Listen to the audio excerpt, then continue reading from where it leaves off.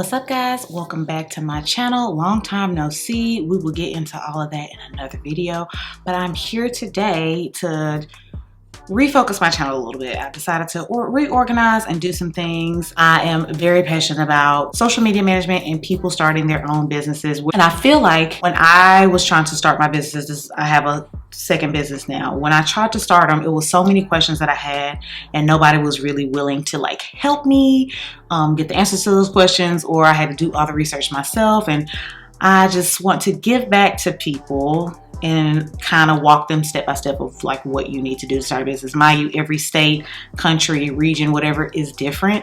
But here in the United States, it's kind of pretty much the same.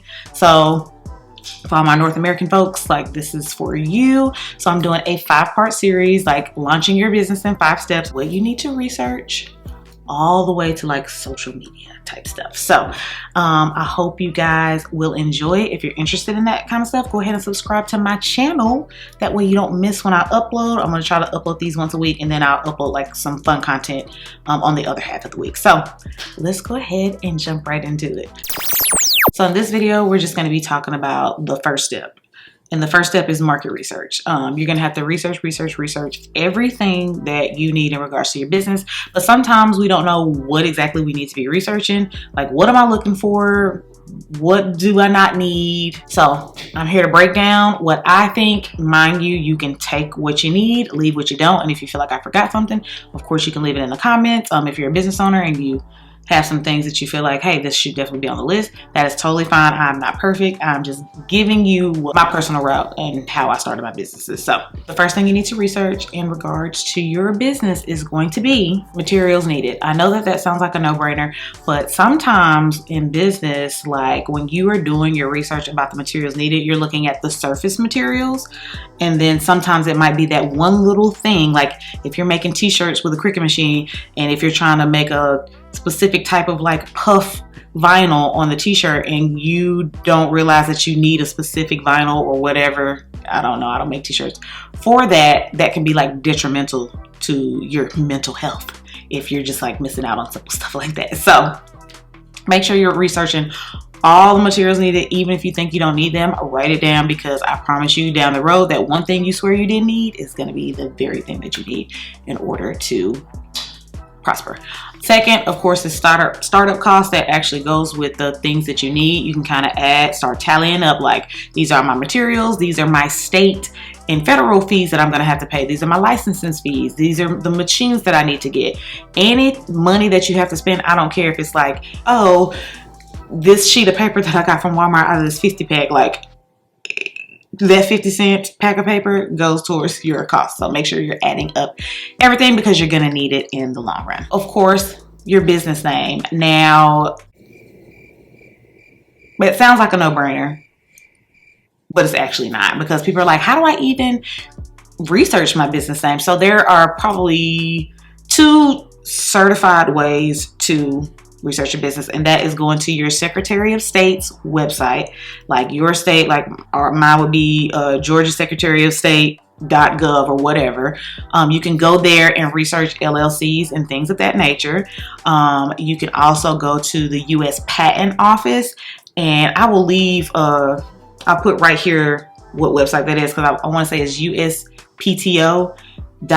You can go there and look up any like businesses that have trademarks, patents, or whatever.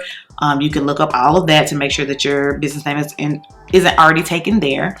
You can also, for like social media and stuff, you can use this website called Name Checker. You literally type in your name and it'll tell you what websites, all the way down to like Slack channels, if your business stuff is taken.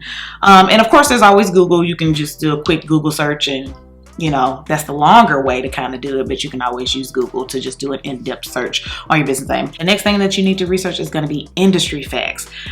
This is very important because you're going to need all of this information in regards to formulate your business plan, which is the next step after this one and the next video. So when it comes to your industry facts, you're going to want to look for these things. The average revenue made for your particular industry or whatever business you're trying to open. The growth of those businesses within the last so many years, like say, oh, this is projected to have like a 10% growth within the next 10 years, like that kind of stuff. You definitely need that. You also want to research your local competition. Even if you don't feel like your competition to whoever is running the business kind of like yours in the area, they're still considered your competition if they're local. So just kind of do a little research on them, like, okay, this is what they're doing, this is what they charge.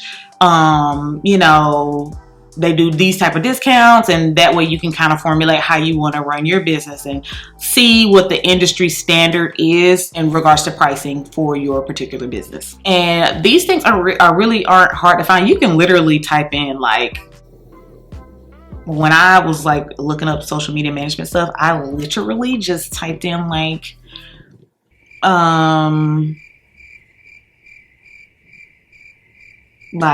social media management industry facts.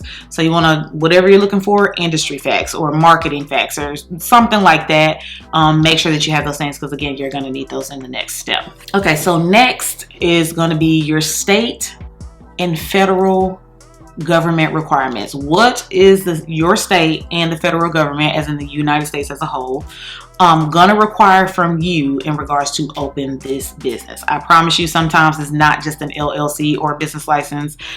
Each state is completely different. Like for example, in the state of Georgia, you can have an LLC and not really have a business license, or you can have a business license and not have an LLC. You don't have to have both necessarily, depending on what you're doing. In other states, you have to absolutely have a business license before you can get an LLC. So it's important to look up those things to see how much you're going to spend. You're also going to look up your NAICS code. That is the North American, I don't even know. I wrote it down somewhere. So basically, when you are filing for your LLC or pretty much anything in regards to your business, it's going to ask for that code. This code is specific so the government knows what industry you belong to and what type of business that you have. Like, it's that simple. You can go to census.gov to find out what your NAICS code is. Basically, an NAICS code is if you run a liquor store, there is a code for that. If you have a retail store, there's a code for that, but then there's like the type of retail store, which would make it possibly another code. For digital marketing, marketing in general, coaching, there's a code for that. There's a code for every single little thing. Now, there are some things that fall under the radar and don't have a code for, but for the most part, it's 2023. There's a code for any type of business that you're trying to run. It's super simple to find, and you're gonna need that when you're filing for your LLC, because it's going to ask that. So you can go to census.gov to get that information, or you can go to your state secretary website again to find out what code your business will fall under. Okay, the next thing you need to look for is potential apps that your business is going to need. That's kind of, you don't think about it until you have to do it. Like potential apps as in like, what is going to be your accounting software? Like, is it going to be QuickBooks, or is it going to be something like Wave, which is like QuickBooks but free? Like, where am I going to put all my expenses? Am I going to log in everything manually through QuickBooks or Wave, or am I going to use something like Expensify where I can just scan my receipts and it automatically logs it for me? So you have to think of all the apps that you're going to need, especially if you're like opening up a Shopify store. A lot of times with Shopify, there's additional apps that you have to have in order to run your store. So just do the research. Don't overwhelm yourself with that part. You have to learn while you go. Like, there's no escaping that. So make sure you look up the potential apps that you're going to need. So the next thing is going to be virtual addressing. So there is like this big debate, like in the business world, like, do not use your personal address. Do not use your personal address for your LLC. The bank is not going to take you seriously, blah, blah, blah, blah, blah. Okay, that is not fully true. I know quite a few people who have businesses who have used their personal address and got business funding quicker than anybody that I've ever seen, because it all boiled down to the business was legit.